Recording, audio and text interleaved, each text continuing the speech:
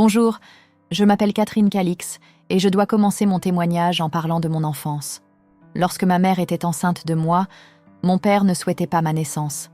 Il voulait qu'elle prenne une décision différente. Mais bien sûr, ma mère a voulu me garder, car je crois que le Seigneur a mis cela dans son cœur.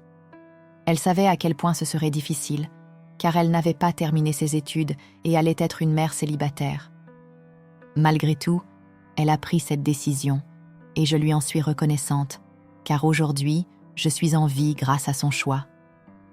Quand j'avais 8 ans, je suis venue aux États-Unis. Jusqu'à ce moment-là, mon père avait toujours été présent dans ma vie. Une fois aux États-Unis, ma mère a rencontré un homme qui est devenu mon beau-père.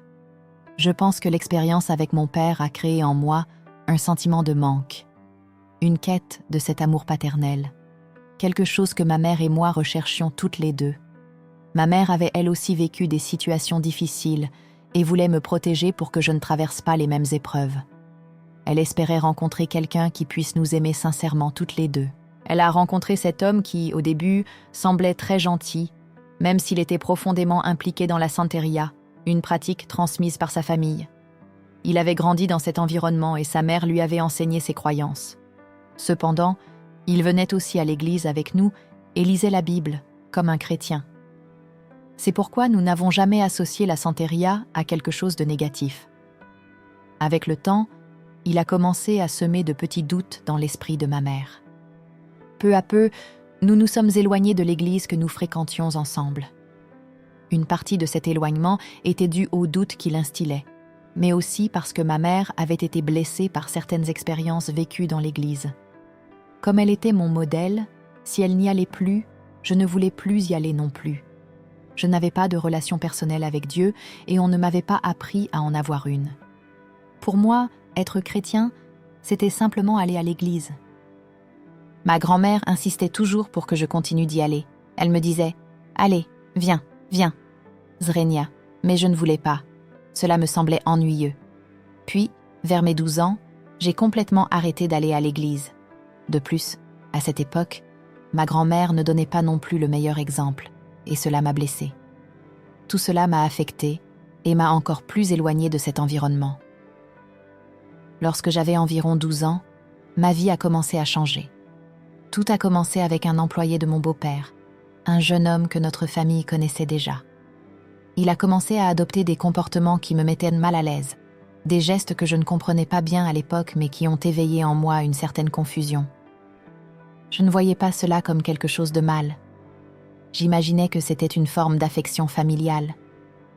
Un jour, alors que mon beau-père travaillait chez nous, je l'observais avec admiration, un peu comme une fille peut admirer son père. Je suis alors allée l'embrasser sur la joue et je lui ai fait un petit bisou sur les lèvres, puis je suis retournée dans ma chambre. Quelques minutes plus tard, il est venu dans ma chambre et son attitude a changé. J'ai trouvé cela étrange, mais comme j'étais très jeune, je me suis juste dit « Bon, ça ne doit pas être bien grave ». Mais avec le temps, certaines situations me semblèrent de plus en plus troublantes. Je ne comprenais pas encore les limites des relations familiales et je ne savais pas comment réagir. Je n'en ai jamais parlé à personne, car je ne percevais pas ces comportements comme problématiques à l'époque. Avec le temps, en grandissant, j'ai commencé à réaliser que ce n'était pas approprié. Je voulais que cela cesse, mais je ne savais ni comment, ni à qui en parler. Ma mère travaillait beaucoup, et à cette époque, nous n'avions pas la meilleure relation. J'avais certains ressentiments liés au passé, alors je ne lui ai jamais parlé de cela. De plus, il me faisait comprendre que si j'en parlais, cela risquait de créer des tensions dans notre famille, et je ne voulais pas de conflit. À ce moment-là, il était déjà une figure paternelle pour moi à la maison, et sa fille était comme une sœur pour moi. Pendant cette période, mon beau-père s'est encore plus impliqué dans la santeria. Il a installé un autel dans notre salon avec de la nourriture, des objets et des photos de personnes. Tous les jours, il accomplissait un rituel, priant devant l'autel et faisant sonner une cloche avant d'aller travailler. Je pensais que c'était quelque chose de normal. Après tout, les chrétiens prient aussi. Alors je ne voyais rien de mal à cela. Quand je suis arrivée au lycée, comme toutes les autres filles, j'ai commencé à m'intéresser aux garçons. Cependant, je ne me sentais pas bien dans ma peau, ni à l'aise avec mon propre corps, à cause de ce que j'avais vécu.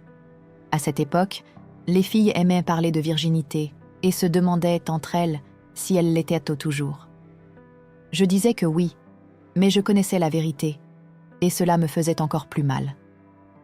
Ce n'était pas parce que j'avais un petit ami ou quelque chose du genre, mais à cause de mon passé, un secret que personne autour de moi ne connaissait. J'ai porté ce fardeau jusqu'à mes 16 ans. Au début de ma première année de lycée, je me souviens très clairement d'avoir eu une paralysie faciale. Dieu permet que certaines choses arrivent, comme la maladie, parce qu'elles peuvent devenir des témoignages. Mais à cette époque, je n'allais plus à l'église. Ma grand-mère, elle, avait toujours été constante dans sa foi. J'étais très stressée au lycée et je pensais que cela affectait ma santé. Mon visage a commencé à se paralyser. Un côté ne bougeait plus, alors que l'autre oui. C'était effrayant et très étrange. Pendant cette période, je me disais « Je vais rester comme ça pour toujours, je vais être défigurée ». Je me souviens que ma grand-mère avait une amie de son église. Elle lui a parlé de mon problème et cette femme s'est proposée de venir prier pour moi.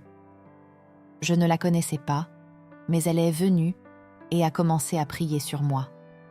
Pendant la prière, elle m'a posé des questions sur mon beau-père, me demandant quelle était ma relation avec lui. J'ai répondu que tout allait bien, que nous nous entendions bien. Elle a continué à masser mon visage tout en priant. Je m'en souviens bien, car c'était un massage très douloureux. Pourtant, j'avais l'impression que le Seigneur utilisait ses mains. Quelques jours plus tard, mon visage a commencé à retrouver son apparence normale. Quand elle a terminé la prière et le massage, elle a aussi posé la question à ma grand-mère, lui demandant quel était notre lien avec mon beau-père. Ma grand-mère a donné la même réponse que moi, disant que tout allait bien. La femme a alors dit « Si vous le dites », mais elle a ajouté qu'elle ressentait quelque chose dans son esprit, comme si quelque chose n'allait pas, même si elle ne voulait pas s'immiscer. Elle a donc gardé ma famille dans ses prières. En deuxième année de lycée, j'avais beaucoup d'amis. À cette période, ce qui était populaire parmi les jeunes, c'était d'expérimenter certaines substances et d'aller à des fêtes. Je voyais tout le monde le faire et cela avait l'air amusant, alors j'ai voulu essayer aussi.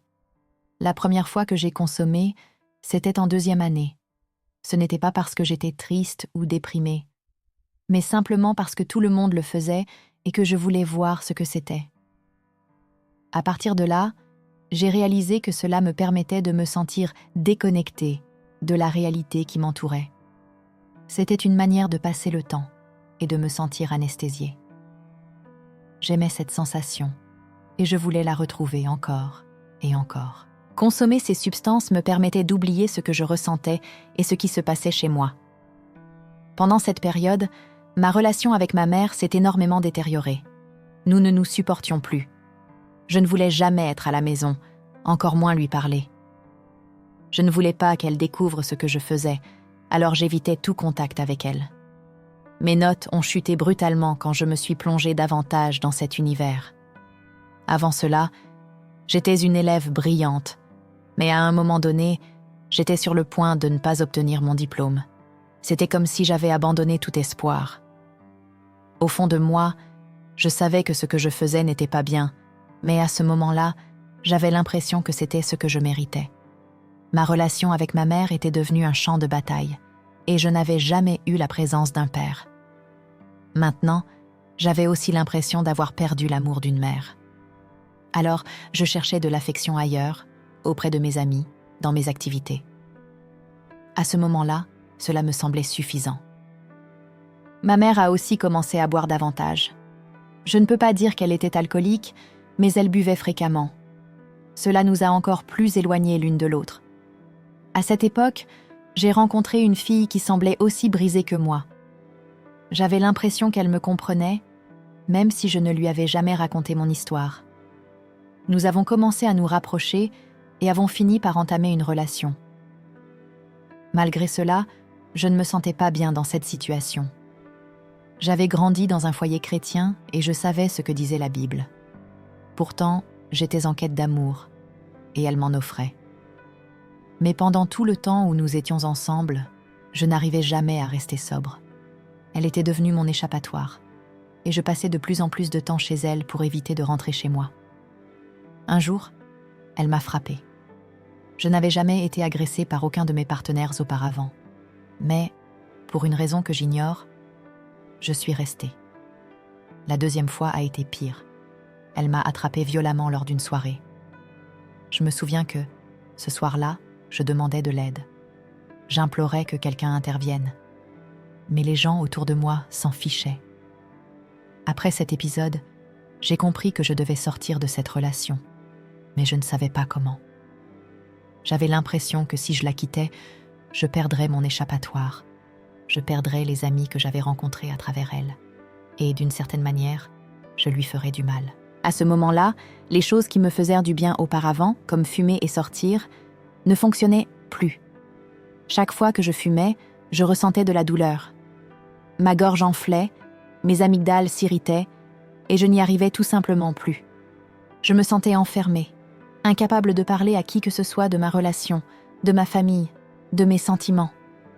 Je ne pouvais en parler à personne. Un jour, alors que j'étais seule à la maison, j'ai eu l'impression d'être en train de sombrer sous le poids de tout ce qui m'arrivait. Je n'en pouvais plus. Je suis allée dans ma chambre et j'ai repensé à ce que ma grand-mère me disait toujours, que Dieu était toujours présent. Elle parlait souvent de lui et à ce moment-là, j'ai pensé « Dieu, je ne sais pas si tu es réel, mais si tu l'es, j'ai besoin que tu me sortes de là. Je me noie. » Ce jour-là, j'ai pleuré comme jamais. Environ une semaine plus tard, la même femme qui avait prié pour moi quand j'avais eu mon problème au visage est revenue chez nous. Ma grand-mère m'a appelé plusieurs fois pour me demander de rentrer, mais j'étais dehors, avec des amis, en train de fumer. Quand j'ai finalement décidé de rentrer, mes yeux étaient très rouges.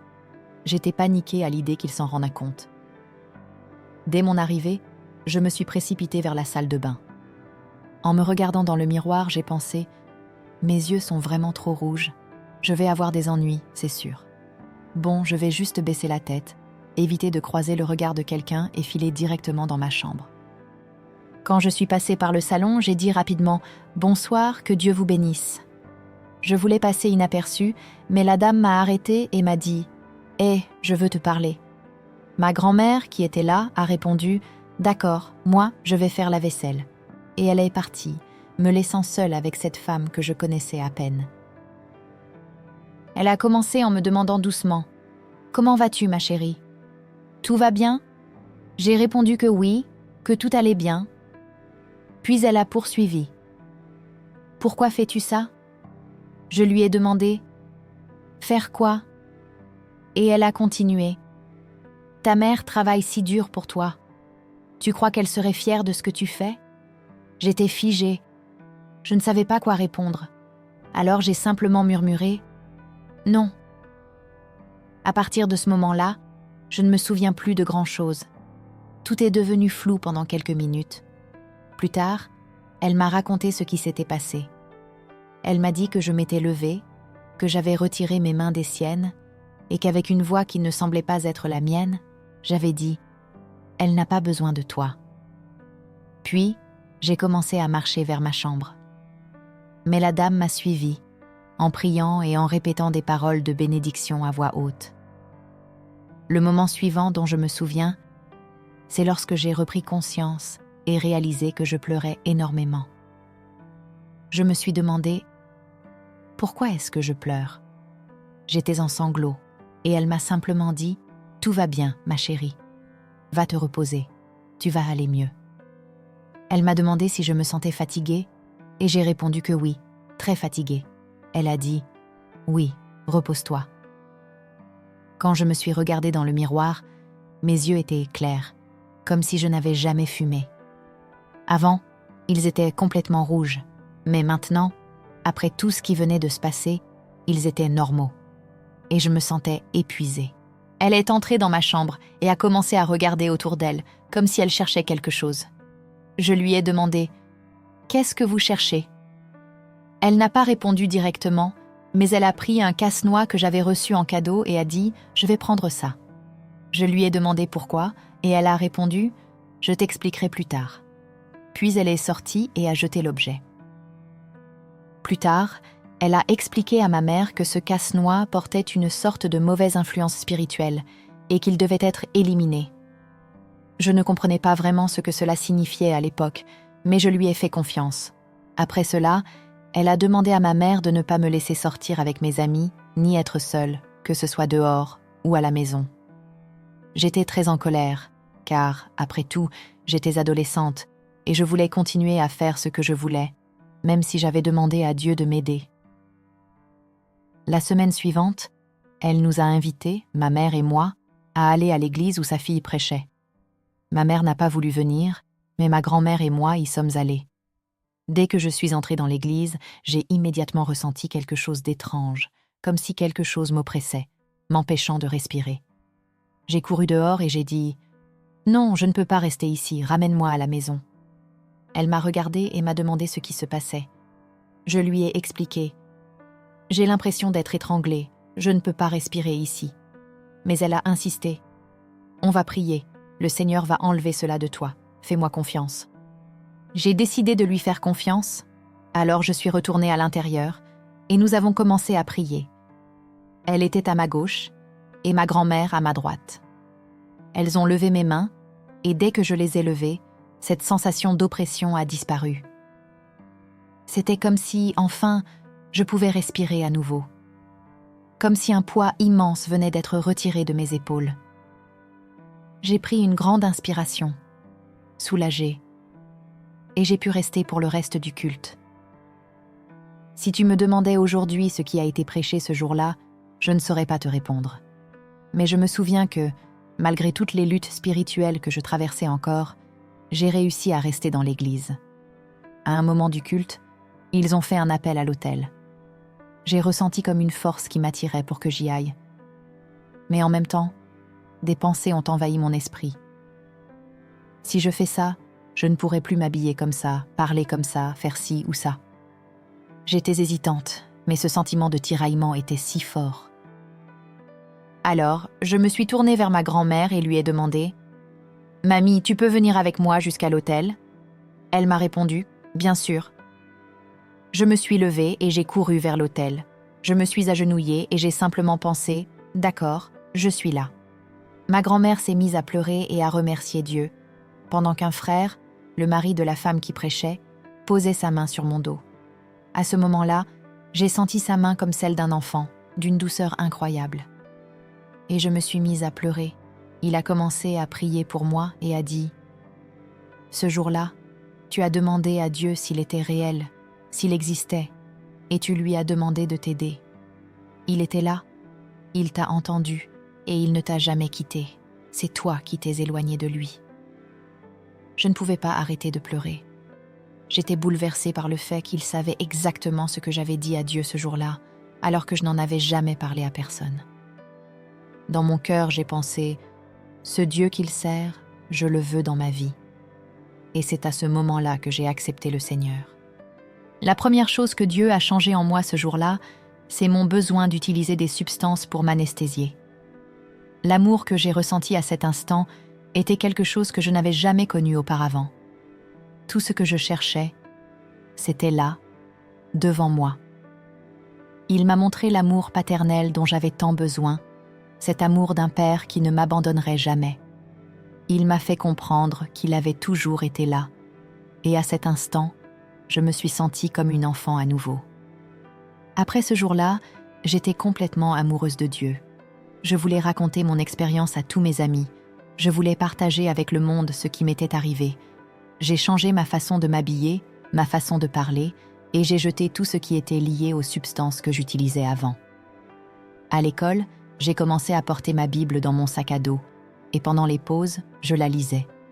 Je sais que cela paraissait étrange aux autres, car quelques semaines plus tôt, j'étais encore impliquée dans toutes sortes de choses. Je me souviens d'être dans la cafétéria de l'école quand un garçon qui avait l'habitude de nous vendre certaines choses interdites est venu me voir et m'a demandé « Hé, Kat, tu veux acheter quelque chose aujourd'hui ?» Je lui ai répondu « Non, j'ai arrêté de fumer. Et il m'a dit « On voit une lumière différente en toi, c'est bien, Kat. » Ça m'a rendue tellement heureuse parce que je n'avais jamais entendu quelqu'un me dire qu'il voyait une lumière en moi. Le lycée, c'est difficile. Et être chrétienne au lycée, c'est encore plus difficile. Je me souviens qu'à cette époque, je suis passée d'avoir plein d'amis, avec tout le monde qui voulait me parler, à pratiquement plus personne qui voulait échanger avec moi. Tout ça parce que je ne voulais parler que de Jésus, et eux ne voulaient pas entendre ça. Je me rappelle qu'avant, je m'asseyais à une grande table avec plein de monde pendant le déjeuner, et puis, du jour au lendemain, je me suis retrouvée à manger toute seule. Ça m'a blessée. Ça ne m'a pas découragée, mais ça m'a fait mal. Quand je rentrais à la maison, je pleurais. Je me sentais seule. Je ne vais pas mentir. J'étais seule et j'étais triste pour eux. Parce que je voulais qu'ils connaissent ce que j'avais vécu. Je voulais qu'ils ressentent la même chose que moi.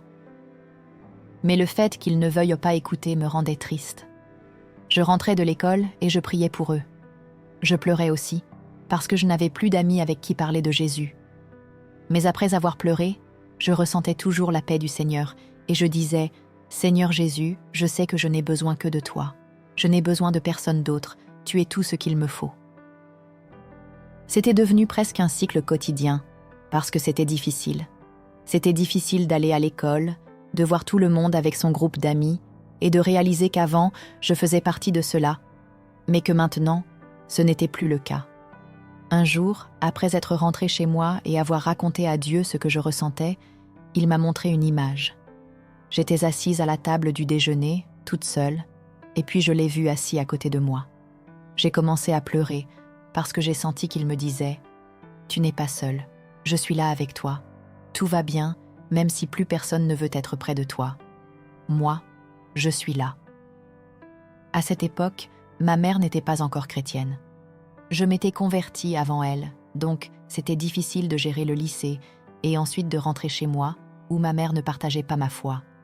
Ma mère et mon beau-père s'étaient séparés. Après leur séparation, elle a commencé à boire plus souvent et en plus grande quantité. Ils ne voulaient plus aucun contact l'un avec l'autre, et moi, j'ai complètement coupé les ponts avec lui. J'ai commencé à prier pour ma mère. Je disais « Seigneur, tu as fait une œuvre en moi, s'il te plaît, n'oublie pas ma mère. » Un jour, il y avait un culte chez quelqu'un, et ma mère y était. Normalement, elle acceptait Jésus pour un jour, et le lendemain, elle retournait à sa vie d'avant. Mais ce jour-là, elle a dit que c'était différent. Elle ne se souvenait même pas de qui prêchait, mais elle a senti la présence du Saint-Esprit, et elle a accepté le Seigneur ce jour-là. Quand j'ai appris cela, j'étais tellement reconnaissante. J'ai pensé « Merci, Jésus. Ma famille t'a accepté. Maintenant, ma mère et ma grand-mère sont aussi chrétiennes. » C'étaient les personnes avec qui je vivais, ma famille, et maintenant, nous pouvions louer Dieu ensemble. Malgré cela, à cette période, ma mère et moi avions encore beaucoup de problèmes. Avant sa conversion, nous avions eu une énorme dispute. Elle m'a dit qu'elle ne voulait plus jamais qu'on se dispute de cette façon et que quelqu'un devait changer. Elle a dit « Ce sera moi ». Et j'ai accepté. Je pense que, dès cet instant, notre relation a commencé à s'améliorer. Après qu'elle se soit convertie, Dieu m'a montré comment il réparait les choses dans ma vie, toutes ces choses qui avaient été brisées par des années de souffrance et de blessures. Ma relation avec ma mère s'est transformée. Aujourd'hui, c'est ma meilleure amie. Et seul Dieu aurait pu faire cela. Je n'aurais jamais pu y arriver seule. Il a sauvé sa vie, il a transformé notre relation, il a guéri ce qui était brisé. Dieu est tellement bon. Après cela, nous avons commencé à réaliser beaucoup de choses sur ce qui nous était arrivé quand nous vivions avec mon beau-père, surtout sur le plan spirituel. Nous ne savions pas qu'il pratiquait la sorcellerie contre nous. Il le faisait à travers la santeria, alors qu'il avait juré qu'il ne nous ferait jamais de mal. Il nous avait liés à lui d'une manière spirituelle. Quand ma mère buvait, elle en arrivait à un point où elle vomissait tellement qu'elle commençait à cracher du sang. De mon côté, j'avais un lien malsain avec lui. Malgré le fait que je me sentais souillée, impure, je n'arrivais pas à m'éloigner. Chaque fois que je commençais une relation avec quelqu'un d'autre, ça ne durait jamais longtemps. Il disait « ça ne durera pas plus d'1 semaine ». Et c'est exactement ce qui se passait. Toutes ces choses ont commencé à avoir du sens après notre conversion au christianisme. Nous avons réalisé qu'il nous manipulait spirituellement. Je me souviens avoir prié Dieu en disant « Je dis tout à ma mère, Seigneur, mais ça, je ne veux pas lui dire. Je lui parle des substances, de tout le reste, mais pas de ça. » Je suppliais Dieu de ne pas m'obliger à parler de ce que j'avais vécu, mais il me disait que je devais le faire. Je pleurais. Je lui demandais de ne pas me forcer à révéler ce secret. Un jour, la femme qui prêchait au moment où je me suis convertie m'a posé des questions sur mon beau-père. Pendant longtemps, j'ai toujours répondu que tout allait bien. C'était la 3e fois qu'elle me posait cette question, et je ne comprenais pas pourquoi elle insistait autant. Puis, ce jour-là, elle s'est confiée à moi et m'a raconté certaines choses qu'elle avait vécues. Quand elle m'a redemandé, j'ai craqué. J'ai commencé à pleurer et je lui ai tout raconté. Elle a pleuré avec moi et m'a dit « Je suis tellement désolée que tu aies vécu cela. Est-ce que tu en as déjà parlé à ta mère ?» J'ai répondu que non, que je ne voulais pas lui dire. Elle m'a alors dit que c'était important, que ma mère devait savoir. Elle m'a aidé à trouver le courage de tout lui avouer. Je me souviens parfaitement du jour où cela s'est produit. Nous avons tout raconté à ma mère et elle s'est effondrée. Elle m'a prise dans ses bras et s'est mise à pleurer, en me demandant pardon de ne pas avoir été là pour moi. Elle m'a montré à quel point elle m'aimait et se souciait de moi. Je pensais que si je lui disais, elle me détesterait. Je croyais qu'elle me trouverait sale. Mais sa réaction a été tout l'inverse. Elle m'a serré fort contre elle. Elle a pleuré avec moi. Et ce jour-là, je me suis complètement ouverte. Après cela, ma mère m'a aussi confié des choses qu'elle avait vécues. C'est là que j'ai compris que cela se transmettait depuis des générations. Les femmes de ma famille avaient été marquées par cette souffrance. Pendant longtemps, je ne savais pas ce que c'était. Mais le Seigneur m'a révélé qu'il s'agissait de malédictions générationnelles, des chaînes qui se répétaient, de génération en génération. J'ai aussi remarqué un autre schéma. Ni ma grand-mère, ni ma mère ne s'étaient mariées.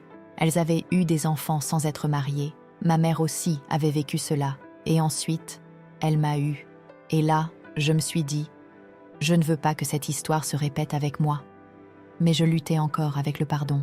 Pardonner les autres, me pardonner moi-même. En grande partie, je rejetais la faute sur mon père. Je me disais, si seulement il avait été là, tout cela ne serait jamais arrivé. S'il était resté, ma mère n'aurait pas cherché un autre homme, et cet homme ne nous aurait pas fait de mal. Bien sûr, je ressentais aussi de la colère envers celui qui nous avait fait souffrir. À ce moment-là, je ne ressentais aucune compassion pour lui. Je ne voulais que le pire pour lui. Je me souviens du jour où les choses ont commencé à changer. Tout a commencé quand j'ai décidé d'affronter mes sentiments envers mon père. Je l'ai rencontré pour la première fois quand j'avais 18 ans. C'était une expérience horrible. À l'époque, j'étais déjà chrétienne. Je m'étais convertie à 16 ans, presque 17. Et 1 an plus tard, j'ai rencontré mon père. Et ça ne s'est pas bien passé. J'étais très en colère. J'étais encore profondément blessée. Quand je suis rentrée chez moi, j'ai dit à ma mère « Il est horrible. Comment as-tu pu être avec ce type ?» Mais ma mère n'a jamais mal parlé de lui devant moi. Elle ne m'a jamais dit du mal de lui. Elle disait toujours « Tu devras le rencontrer et te faire ta propre opinion. » Et ce jour-là, j'ai décidé « Cet homme est horrible. Heureusement qu'il n'a pas été dans ma vie. » Mais même en pensant cela, je portais toujours cette blessure en moi.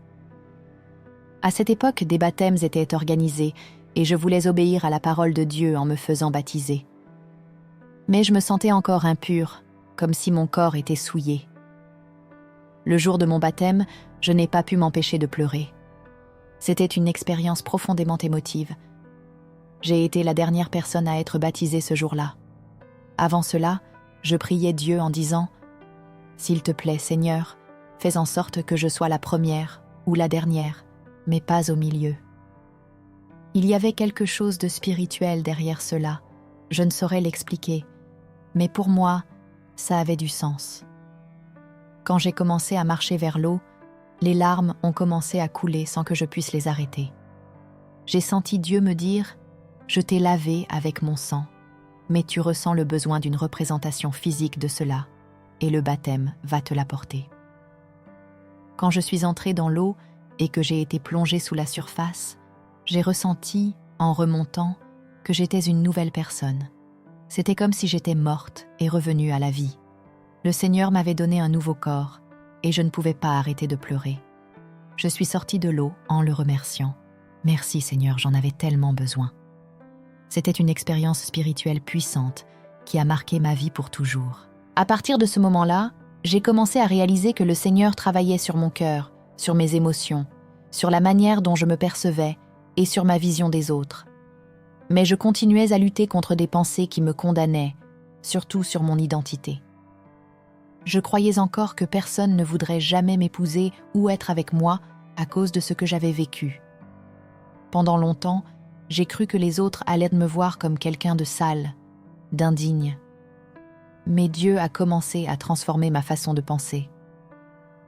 Le processus de pardon a été long. D'abord, j'ai dû pardonner aux autres. Puis, j'ai dû me pardonner à moi-même. J'ai compris que si je ne pardonnais pas, je resterais prisonnière de ce manque de pardon, comme enfermée dans une cage émotionnelle. Je savais que je n'oublierais jamais ce qui s'était passé.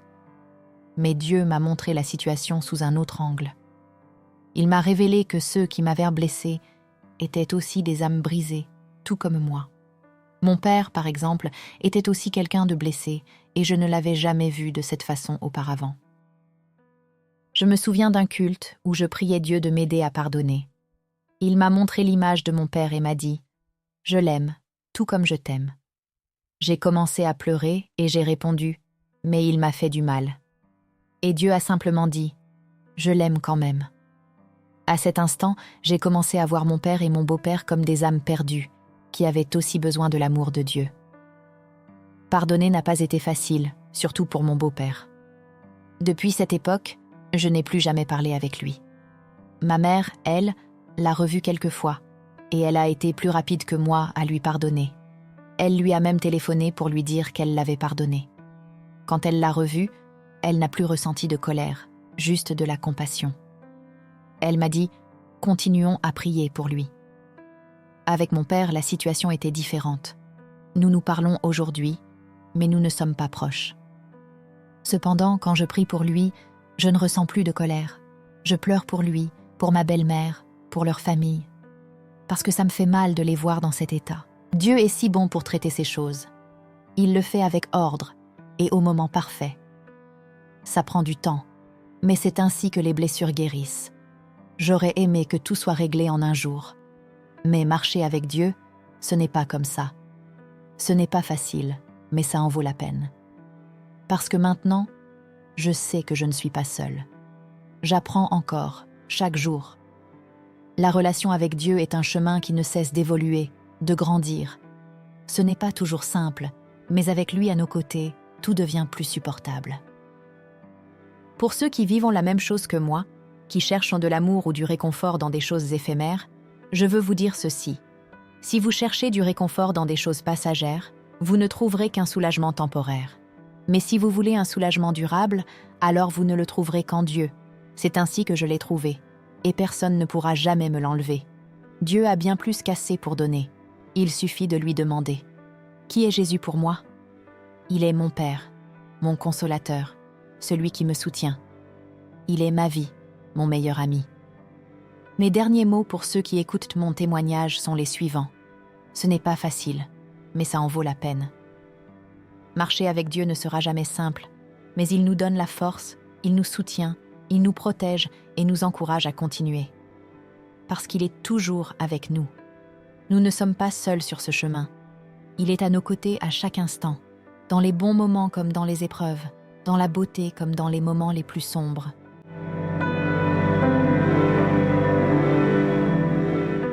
Maintenant que tu as entendu ce témoignage, je te pose une question. Comment fais-tu face aux blessures du passé? Cherches-tu du réconfort dans des choses temporaires ou éternelles? Parfois, La vie nous confronte à des épreuves et à des traumatismes qui semblent insurmontables, mais Dieu est toujours prêt à nous guérir, si nous lui en laissons l'opportunité. Es-tu prêt à lui confier ces parties blessées de ta vie? La transformation que Dieu a opérée dans la vie de Catherine est accessible à tous ceux qui souhaitent la recevoir. Tu peux choisir de continuer à vivre prisonnier du passé, de tes douleurs, de tes illusions et des mensonges qui t'enchaînent. Ou bien, tu peux prendre la décision de changer aujourd'hui même. Qu'est-ce qui t'empêche de faire ce pas? Si tu veux expérimenter la paix et l'amour que seul Jésus peut t'offrir, n'attends plus. Le changement commence par une simple décision. Si ce témoignage t'a touché, n'hésite pas à t'abonner à la chaîne et à activer la cloche de notification. Ainsi, tu ne manqueras aucun contenu qui pourra t'aider à avancer sur ce chemin de foi et de croissance spirituelle. Que Dieu te bénisse puissamment.